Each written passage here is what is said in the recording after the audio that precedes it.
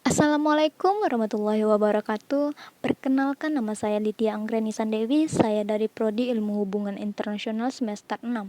Di sini saya akan menjelaskan materi tentang kerja sama sosial dan budaya ASEAN, ASEAN Socio-Cultural Community dari mata kuliah Integrasi Ekonomi ASEAN.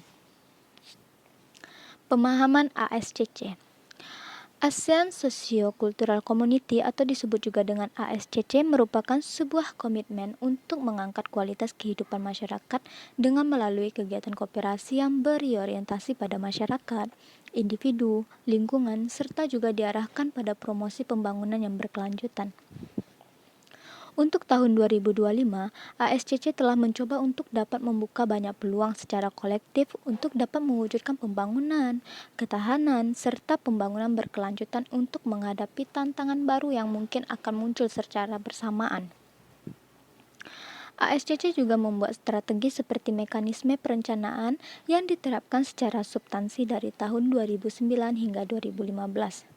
Dan itu juga terbukti efektif pada proses pengembangan dan penguatan koherensi kerangka kebijakan dan lembaga untuk dapat memajukan kesejahteraan, keadilan dan sosial, perlindungan sosial, keberlanjutan lingkungan, serta usaha penyempitan kesenjangan pembangunan. Lebih tepatnya, ASCC ini telah cukup membantu untuk dapat meningkatkan komitmen dalam bentuk kebijakan dan kerangka hukum seperti deklarasi tentang penyakit tidak menular di ASEAN dan deklarasi penghapusan kekerasan terhadap perempuan serta penghapusan kekerasan terhadap anak di kawasan ASEAN. Karakteristik dari ASCC ini, ada beberapa karakter yang dapat kita pahami dalam socio-cultural community ini, yang dimana kemungkinan karakter-karakter inilah yang akan membawa keberhasilan ASCC di tahun 2025. Karakter pertama yaitu ASCC ini haruslah memiliki jiwa atau karakter sebagai sebuah komunitas yang dapat terlibat serta dapat menguntungkan rakyat dan juga memiliki prinsip-prinsip pemerintahan yang baik.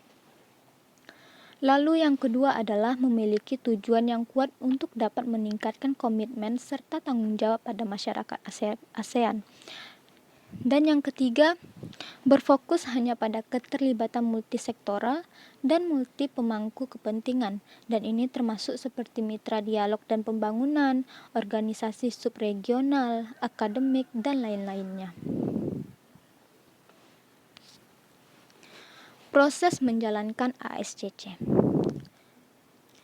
Di sini saya sudah merangkum 5 proses yang dimana kita dapat memahami tentang ASCC lebih jauh, yaitu menggunakan langkah-langkah yang strategis agar dapat menjalankan ASCC dengan baik.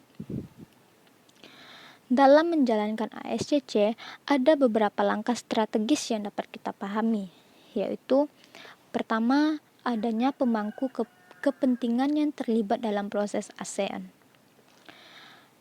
Adanya kebijakan ini,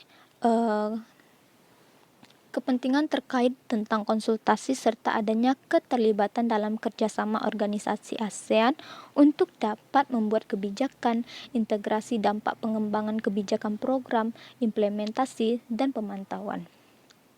Yang kedua, adanya pemberdayaan manusia serta lembaga yang diperkuat.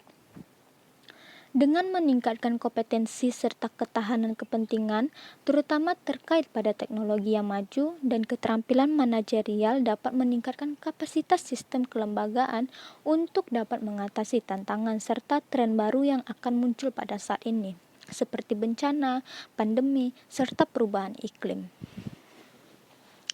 Nah, itulah langkah-langkah yang strategis agar dapat menjalankan ASCC ini. Lalu melakukan kolaborasi dengan APSC dan AEC. Badan-badan sektoral ASCC harus bertanggung jawab untuk operasionalisasi adanya langkah-langkah yang relevan sehingga mereka mampu menerjemahkannya ke dalam suatu tindakan atau program tertentu. Sedangkan untuk tindakan strategis yang bersifat lintas, ASCC juga membutuhkan adanya kolaborasi dengan badan sektoral dari APSC dan AEC, yang dimana Kerjasama ini akan dapat mengembangkan rencana kerja yang berpijak pada langkah-langkah strategis yang relevan sehingga mereka dapat memastikan terjadinya realisasi. Lalu adanya mengawasi pelaksanaan Blueprint 2025. ASCC ini juga memiliki tanggung jawab dalam hal mengawasi pelaksanaan Blueprint 2025 dan dengan adanya dukungan komite pejabat kepada ASCC dan badan sektoral akan menjadi badan utama yang bertanggung jawab dalam mengkoordinasi dalam hal-hal yang dibutuhkan. Dalam pelaksanaan Blueprint ini, ASCC juga harus menggunakan strategi serta pendekatannya mampu memaksimalkan peran organisasi dan badan ASEAN sehingga mampu mendorong adanya keterlibatan kepentingan dan meningkatkan mekanisme pembangunan dengan menyebarkan pengetahuannya relevan kepada masyarakat ASEAN. Ini juga akan mempromosikan kemitraan publik swasta, kewirausahaan sosial dan CSR untuk membangun sosial budaya yang inklusif serta berkelanjutan. ASCC juga akan mengintensifkan strategi, program kerja dan inisiatif sektoral untuk dapat mempersempit kesenjangan pembangunan. Lalu adanya pelaksanaan Blueprint ASCC 2025 dengan menggunakan strategi yang maksimal.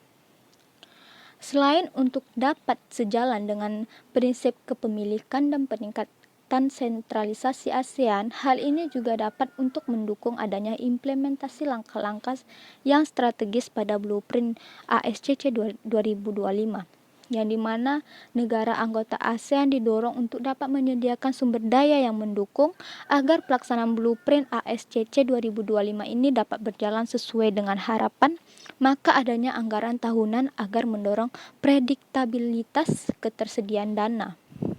Lalu yang terakhir, adanya implementasi langkah-langkah yang strategis pada Blueprint ASCC 2025.